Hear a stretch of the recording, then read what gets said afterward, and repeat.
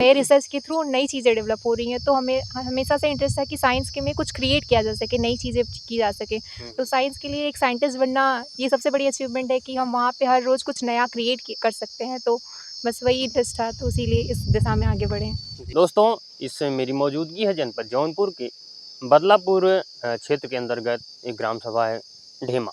आपको बता दें कि पिछले दिनों आकांक्षा दुबे के नाम से एक खबर आती है कि वो वैज्ञानिक के तौर पे उनका चयन हो गया है। ऐसे में उस परिवार के बीच में पहुँचे हैं और हमारे बीच आकांक्षा दुबे जी हैं। उनसे भी बातचीत करने का प्रयास करेंगे कि बहुत ही कम उम्र में इतनी बड़ी सफलता प्राप्त करने का क्या राज है। बहुत बहुत स्वागत है आपका। जी, बहुत-बहुत धन्यवाद। बहुत बहुत बधाई हो कि आपने इतने बड़े मुकाम को हासिल किया। जी, धन्यवाद। क्या नाम है और क्या मतलब परिवार का? जी, मेरा नाम आकांक्षा दुबे है और मेरे पिताजी का नाम डॉक्टर आलोक दुबे है। ये जिस प्रकार से आपने सफलता हासिल की, इसके पीछे का संघर्ष क्या रहा है? जी, उसके पीछे बस पढ़ाई ही की है हमने, मतलब यहाँ से गाँव से जाके मतलब शहर में पढ़ाई करने के लिए, फिर हमने बनारस गए पढ़ाई करने के लिए, तो जी, जी। यही है। अच्छा, हाई स्कूल और इंटर आपने कहाँ से किया था? हाई स्कूल हमारा यहाँ महाराजगंज बदलापुर जौनपुर से है और फिर हमने इंटर की पढ़ाई बनारस से की है। उसमें क्या परसेंटेज रहा है? 93 परसेंटेज था 12th में और 10th में 92 परसेंटेज। मतलब शुरू से ही आप शिक्षा के क्षेत्र में बढ़ती ही गई हैं। जी, हमारा शिक्षा में ही रुचि था शुरू हुँ। से ही। आपके पिताजी क्या करते हैं? हमारे पिताजी प्रिंसिपल हैं डिग्री हुँ। कॉलेज के। अच्छा, तो जी। क्या मतलब ये इसी क्षेत्र में आपको जाने का क्या उद्देश्य था? आप उस शिक्षा के लाइन में भी जा सकती थी। इस क्षेत्र में जाने का क्या विशेष? जी, ये था कि साइंस में मतलब हर दिन कुछ नया चीज़ कुछ नए रिसर्च के थ्रू नई चीज़ें डेवलप हो रही हैं, तो हमें हमेशा से इंटरेस्ट था कि साइंस के में कुछ क्रिएट किया जा सके, नई चीज़ें की जा सके। तो साइंस के लिए एक साइंटिस्ट बनना ये सबसे बड़ी अचीवमेंट है कि हम वहाँ पे हर रोज़ कुछ नया क्रिएट कर सकते हैं, तो बस वही इंटरेस्ट था, तो इसीलिए इस दिशा में आगे बढ़े। जी, जी। तो क्या मतलब जो पढ़ाई आप कर रही थी, क्या किसी विशेष कोचिंग सेंटर या किसका मतलब विशेष योगदान रहा है? कोचिंग तो तैयारी नहीं की है, हमने जो भी पढ़ाई की है यूनिवर्सिटी से ही की है, तो हमने अपनी बीएससी बनारस हिंदू यूनिवर्सिटी से की है और एमएससी जो है यूनिवर्सिटी ऑफ इलाहाबाद से। तो इन दोनों का ही हम इक्वल कंट्रीब्यूशन मानते हैं कि इनकी वजह से ही मेरा कॉन्सेप्ट डेवलप हो पाया, जिसकी वजह से मेरा ये एग्ज़ाम क्वालीफाई हो सका। मतलब कोचिंग कहीं नहीं दी हैं आप? जी नहीं, कोचिंग नहीं की है। ये बहुत बड़ी बात है क्योंकि आजकल कितने कोचिंग संस्थान हैं। लोगों को ये लगता है कि हम उस कोचिंग में जाएँगे, वहाँ पढ़ाई अच्छी होती है, विद्यालय से ज़्यादा कोचिंग में हम पढ़ सकते हैं। लेकिन आपने अगर कोचिंग नहीं किया, क्या मतलब इच्छा नहीं हुई कोचिंग जाने की? इच्छा मतलब कि अगर कॉन्सेप्ट क्लियर हो जा रहा है, तो कोचिंग ऐसा कंपल्सरी नहीं है कि कोचिंग से ही हो सकता है। अगर ज़रूरत है तो कोचिंग जॉइन करें, अगर कोचिंग की ज़रूरत नहीं महसूस हुई इसलिए कोचिंग नहीं जॉइन किया। जी, जी। और सेल्फ स्टडी करना था तो टाइम नहीं मिलता, अगर कोचिंग भी जॉइन कर लेती तो क्लासेस भी यूनिवर्सिटी में करनी होती है, तो फिर टाइम उसमें मैनेज नहीं हो पाता। तो क्या इस करने के बाद आप इसमें गई हैं? जी, हम एमएससी अभी कंप्लीट हुआ है जस्ट, तो एमएससी के साथ ही मतलब डिग्री थी कि एमएससी वाले ही अप्लाई कर सकते हैं, जी, तो जी। अपीयरिंग में हमने एग्ज़ाम क्वालीफाई किया है इसे। तो इसकी तैयारी आप कब से कर रही थी? तैयारी मतलब अलग से हमने प्रिपरेशन इसकी नहीं की है, बस हमने जो बीएससी, एमएससी के कोर्सेज़ थे उन्हीं को पढ़ा है, तो उसी बेस पे इसमें भी सिलेबस सेम है हमारा जियोलॉजी डिसिप्लिन का, साथ में फिज़िक्स, केमिस्ट्री, मैथ्स आते हैं बेसिक, तो हमने बस एग्ज़ाम के लिए उसके लिए थोड़ा पढ़ाई की है। ऑब्जेक्टिव क्वेश्चंस सॉल्व किए हैं, बाकी तो कॉन्सेप्ट पे ही फ़ोकस करना था। मतलब जितना भी है आप जो भी कोर्स में था, वही आपने दिया है, बाहर से कुछ नहीं था उसमें? जी नहीं, कोर्स से ही रिलेटेड जो डिसिप्लिन चूज़ करते हैं उसी से रिलेटेड क्वेश्चंस आते हैं और बाकी साइंस मेरा जियोलॉजी था तो और एक्स्ट्रा में फिज़िक्स, केमिस्ट्री, मैथ्स से क्वेश्चन आए थे। तो इस क्षेत्र में आप आई हैं, तो क्या कुछ नया करना चाहती हैं? जी, अभी तो हमने बस एग्ज़ाम क्वालीफ़ाई किया, अभी वहाँ जाएँगे तो फिर जॉइन करेंगे, फिर हमें पता चलेगा कि मतलब किस-किस डायरेक्शन में वर्क हो रहे हैं, तो हम उस डायरेक्शन में ही काम करना चाहेंगे और बाकी वो लोग nuclear nuclear power plant in सब से रिलेटेड चीज़ों पे काम करते हैं, तो ये मेरे लिए बहुत खुशी की बात है कि मैं इस डायरेक्शन में कुछ काम कर पाऊँगी। अभी तक आपको क्या जानकारी है कि अगर हम जाएँगे, तो हमें ये काम करना पड़ेगा? जी, अभी तो ये है कि हमारा 1 साल का ट्रेनिंग होगा जिसमें हमें मतलब सिखाया जाएगा कि कैसे क काम करना होता है। बाकी उनका काम जैसे एक्सप्लोरेशन से रिलेटेड है, हमें uranium, rare metals, rare earth metal कैसे एक्सप्लोर करते हैं, उसे न्यूक्लियर पावर प्लांट में कैसे यूटिलाइज़ किया जाता है, तो इन सब से रिलेटेड काम करना है।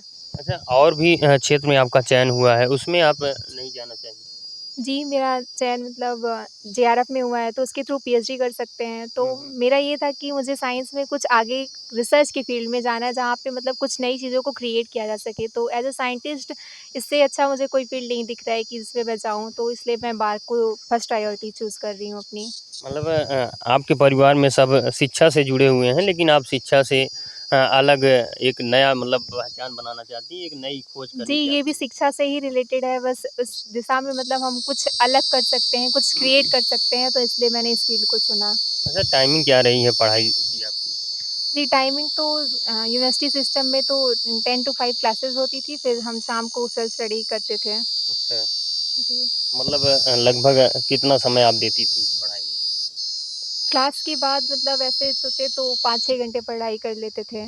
परिवार में भी सहयोग मिलता था, आप पूछती भी थी किसी से? जी, जब भी मतलब ज़रूरत होती थी तो परिवार वालों से डिस्कस करते थे हुँ। और बाकी फ्रेंड्स और टीचर्स, प्रोफ़ेसर्स इन सब का बहुत कंट्रीब्यूशन रहा है क्योंकि बहुत सारे अप्स एंड डाउन्स आते हैं, तो हम उनसे शेयर करते थे जो भी प्रॉब्लम्स होती थी। क्या आपके साथ और भी आपकी सहेली या कोई थी कि इस लाइन में और कोई आगे? जी, हमारा एक क्लासमेट और भी है जो अभी मेरे साथ ही इंटरव्यू देने गया था, तो हम दोनों का सेम डे पे इंटरव्यू भी था, तो हम दोनों ने क्वालीफाई किया है, तो ये और जान के खुशी हुई कि कोई मेरा साथी है जो साथ में अच्छा, है। क्लास का ही था। जी। मतलब 2 लोग इसके अलावा और कोई नहीं था? जी, अभी हमारी जानकारी में हम दोनों ने क्वालीफाई किया है। जी, जी। अच्छा, जिस प्रकार से लोग मायूस हो जाते हैं, आपकी उम्र लगभग कितनी होगी?